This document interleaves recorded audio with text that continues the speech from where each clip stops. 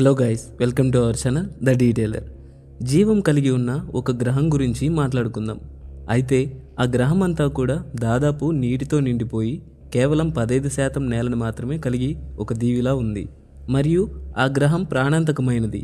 ఇక్కడ నేల మీద నివసించడం సముద్రంలో నివసించడం కంటే ప్రమాదకరం. ఎందుకంటే ఆ నేల మీద ప్రాకే, నడిచే, ఎగిరే ఎన్నో క్రూరమైన మరియు ప్రమాదకరమైన ప్రాణులు జీవిస్తూ ఉంటాయి. ఇదేదో సైన్స్ ఫిక్షన్ మూవీలో ఉంది కదూ. నిజానికి నేను చెప్తున్నది మన భూమి గురించే. 250 మిలియన్ సంవత్సరాల క్రితం భూమి మీద జీవించడం కష్టం అనే మాట చాలా తక్కువ అంచనా అవుతుంది. వాతావరణంలో జరిగిన ఎన్నో మార్పులకు భూమి వేడెక్కడం మొదలైంది. దీనివల్ల చెట్లు అంతరించిపోయి ఎడారిలా మారడం మొదలైంది. చెట్లు లేకపోవడం వల్ల సుమారు 30% ఉండే ఆక్సిజన్ 15%కే తగ్గిపోయింది. ఇప్పుడు ఉన్న 21% ఆక్సిజన్తో పోల్చుకుంటే. అలాంటి క్లిష్టమైన వేడి వాతావరణం మరియు కావలసిన ఆక్సిజన్ లేకపోవడం వల్ల ఎన్నో ప్రాణులు వాటి జాతులు అంతరించిపోయాయి. అలా అంతరించిపోయిన ఎన్నో పురాతన జీవుల శిథిలాలు ఇంకా వెలికి తీయబడుతూనే ఉన్నాయి. వీటి ఆధారంగా డైనోసార్ల కంటే ముందు అంతరించిపోయిన కొన్ని భయంకరమైన జీవుల గురించి ఈ వీడియోలో తెలుసుకుందాం. సముద్రంలోని ఎన్నో శిథిలాలను పరిశోధకులు వెలికి తీసినప్పుడు బయటపడిన కొన్ని శిథిలాల ఆధారంగా డైనోసార్ల యుగం కంటే ముందు యుగంలో జీవించిన భయంకరమైన ప్రాణుల్లో హెలికోప్రియన్ కూడా ఒకటి. ఇది మనం ఇప్పుడు చూస్తున్న సొరచేపల ఆకారాన్ని పోలి దాని నోటి భాగం కింద దవడ కొంచెం చూడటానికి రంపపు చక్రంలా ఉంటుంది. ఈ ప్రాణి 26 అడుగుల పొడవు ఉండి వెచ్చగా ఉన్న ప్రాంతాలలో జీవిస్తూ ఉంటాయి. వీటి దవడకు ఉన్న నిర్మాణం ఆధారంగా అవి వేటాడే జీవిని 2 ముక్కలుగా చేయగలవు. అయితే ఇవి అంతరించిపోయే సమయంలో వీటి జాతిలో ఎన్నో మార్పులు కలిగి వివిధ రకాల దగ్గర సంబంధం కలిగిన జాతులుగా విభజించబడ్డాయి.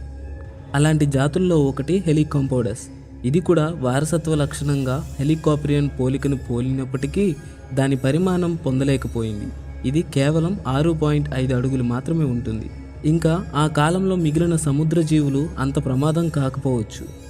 సుమారుగా 520 మిలియన్ సంవత్సరాల క్రితం మొదటిసారిగా ట్రైలోబైట్లు కనిపించాయి. ఈ పురాతన ఆర్థోపోడ్లు మిలియన్ సంవత్సరాలుగా అభివృద్ధి చెందాయి. అయితే లీపింగ్టన్ శకం నాటికి చాలా జాతులు అంతరించిపోయి తక్కువ జాతులు మాత్రమే మిగిలాయి. అవి కూడా చాలా చిన్నవిగా, 1 అంగుళం కంటే చిన్నవిగా మారాయి. కానీ వాటి పూర్వీకులు సుమారు 90 సెంటీమీటర్ల వరకు పెరిగేవి. అయితే ఆ కాలంలో జీవించిన అమ్మోనైట్స్ కూడా లీపింగ్టన్ యుగం నాటికి అదే పరిస్థితికి వచ్చాయి. వాటి పూర్వీకులు దాదాపు 6.5 అడుగుల వరకు పెరిగేవి. ఈ జీవులన్నీ తరువాత 10 నుండి 15 సెంటీమీటర్లకి మార్పు పొందాయి. అయినప్పటికీ ఇవన్నీ ఒకప్పుడు బలమైన మాంసాహారులు. అదేవిధంగా సముద్ర తేళ్లు, ఇవి కూడా అంతరించిపోయే దశలో ఉండేవి. అందులో హిబెర్టోప్టెరైడ్ కూడా ఒకటి. ఇవి అంతరించిపోయే దశలో ఉన్నప్పటికీ వాటి పరిమాణం ఆశ్చర్యాన్ని కలిగించాయి. ఇవి సుమారు 1 మీటర్ పొడవు పెరుగుతాయి. ఈ జీవులు వీటి జాతులన్నీ కూడా చివరి దశలో ఉన్నాయి. సముద్రంలో ఇన్ని ప్రాణులు ఉన్నప్పుడు ఇవన్నీ ఎందుకు అంతరించిపోయాయి అంటే వాతావరణంలో కలిగిన మార్పులకి నేల మీదే కాక నీటిలో కూడా 3 వంతుల భాగంలో 1 వంతు భాగం జీవులు అంతరించిపోయాయి. నీరు మరియు నేల మీద జీవించే జీవుల గురించి మాట్లాడుకుంటే ముఖ్యంగా మనం కప్పల గురించి ఆలోచిస్తాం. అయితే ప్రస్తుతానికి మనం చూస్తున్న కప్పలు కొన్ని విషం కలిగి ఉంటాయి. ఇంకొన్ని కప్పలు చిన్న కీటకాలని తింటాయి. మహా అయితే వాటి పరిమాణంకి కొంచెం తక్కువ పరిమాణంలో ఉన్న జీవుల్ని కూడా తింటాయి. నిజానికి అదే కప్ప ఒక మనిషిని తింటుంది అంటే నువ్వు నమ్మగలవా? ఎందుకంటే నిజానికి ప్రస్తుతం ఉన్న కప్పలు చిన్నవైనప్పటికీ అవి మాంసాహారులే. అలాంటిది వాటి పూర్వీకులు ఎలా ఉండేవో ఆలోచించండి. మనం ముందు మాట్లాడుకున్న జీవుల అంతర్దశ సమయంలో జీవించిన కప్పల జాతిలో మీలోసారస్ కూడా ఒకటి. ఇది 10 అడుగుల పొడవు కలిగి కొంచెం ముసలి ఆకారాన్ని మరియు లక్షణాలని కలిగి ఉంటుంది. ఇది సముద్రపు అంచున ఉంటూ దానికి కావలసిన ఏదైనా ఆహారం దగ్గరికి వచ్చే వరకు సహనంతో వేచి ఉండి దగ్గరికి వచ్చాక నోటితో పట్టుకుంటుంది.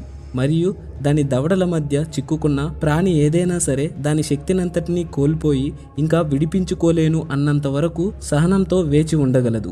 అయితే అదే సమయంలో దీనికి మించిన ఇంకొక భయంకర ప్రిడేటర్ కూడా ఉండేది. అదే ఉరేనోసెంట్రిడాన్. ఇది దాదాపు 13 అడుగుల పొడవు ఉండి బలమైన కండరాలు కలిగి వెడల్పైన దవడలు కలిగి దాని కాళ్ళు చిన్నవైనప్పటికీ బలమైన కండరాలు కలిగి నీటిలోనే కాక దాని ఆహారాన్ని నేల మీద కూడా వేటాడి పట్టుకోగల సామర్థ్యం ఉంటుంది. ఇది ఇప్పుడు ఆధునిక ముసలిని పోలి వాటి లక్షణాలను కలిగి దానికి కావలసిన ఆహారం కోసం తక్కువ లోతు కలిగిన నీటిలో జీవిస్తూ దాని ఆహారాన్ని వేటాడి నీటి అడుగునకు తీసుకెళ్లి తింటుంది. అయినప్పటికీ ఇది ఒక ఉభయచరం అని మర్చిపోకండి. ఇలా ఎన్నో జాతులు క్రమక్రమంగా అంతరించిపోతూ వచ్చాయి. నీటి అంచునే కాకుండా నేల మీద కూడా అదే సమయంలో ఎంతో భయంకరంగా వేటాడి క్రూరంగా చంపి తినేయగల మొదటి స్థానంలో ఉన్న జాతుల్లో గోర్గ్నాప్సైడ్ కూడా ఒకటి. ఇది చూడటానికి సగం బల్లి సగం క్షీరదం పోలికలు పంచుకున్నట్టు కనిపిస్తుంది. వాటి కోరలు అవి నోరు మూసినప్పుడు కూడా కనిపిస్తూ బలమైన కండరాలు కలిగి ఉంటుంది. ఈ లక్షణాలన్నీ బలం, వేగం మరియు క్రూరత్వాన్ని సూచిస్తాయి. అదేవిధంగా గోర్గ్నాప్సైడ్స్ కంటే పరిమాణంలో చిన్నదిగా ఉండి ఇది సుమారు 6.5 అడుగుల పొడవు కలిగి ఉంటుంది. గోర్గ్నాప్సైడ్స్ క్రూరత్వంతో పోలిస్తే ఇది తక్కువనే చెప్పుకోవచ్చు. కానీ దీనికున్న బలమైన కాళ్ళ సహాయంతో చురుగ్గా దాని వేటను వేటాడగలదు. ఇది చిన్న చిన్న క్షీరదాలను చిన్న చిన్న ప్రాణులను వేటాడి తింటుంది. అదే తరహాలో ఉన్న తరువాత జీవి సుకోగోర్గన్. ఇది పొడవులో ప్రావోస్లోవ్లియాని పోలి ఉన్నప్పటికీ దీని పరిమాణం దానికంటే ఎక్కువ మరియు దానికంటే మరింత క్రూరమైన ప్రాణి. ఈ జీవికి ఉన్న దవడ పరిమాణం మరియు అమరిక ఇది కేవలం నోరు తెరిచి ఉన్నప్పుడు మాత్రమే శబ్దాలను వినగలవు. ఒకవేళ ఇవి నోరి మూసి ఉన్నప్పుడు వీటికి ఏం వినిపించదు. దీనికి కారణం వీటి దవడలో కండరాలు వాటి ఇయర్ డ్రమ్స్ కి అడ్డుపడుతూ ఉంటాయి. దాని దవడ తెరిచినప్పుడు ఆ కండరాలు వ్యాకోచించి వాటి ఇయర్ డ్రమ్స్ నుండి ఆ కండరాలు పక్కకు తప్పుకుంటాయి. నిజానికి ఇవి నేల మీద ఉండే జీవులైనప్పటికీ ఎక్కువగా నీటిలో జీవించడానికి ఇష్టపడతాయి. అదే తరహాలో రుబిడ్జియా అట్రాక్స్, ఇనోస్ట్రాన్సివియా వంటి జీవులు 10-12 అడుగుల పొడవు కలిగి రూపాలు వేరైనప్పటికీ లక్షణాలు ఒకేలా ఉండి వేటాడి క్రూరంగా చంపి తినడంలో ఎవరికి ఎవరు తక్కువ కాదు.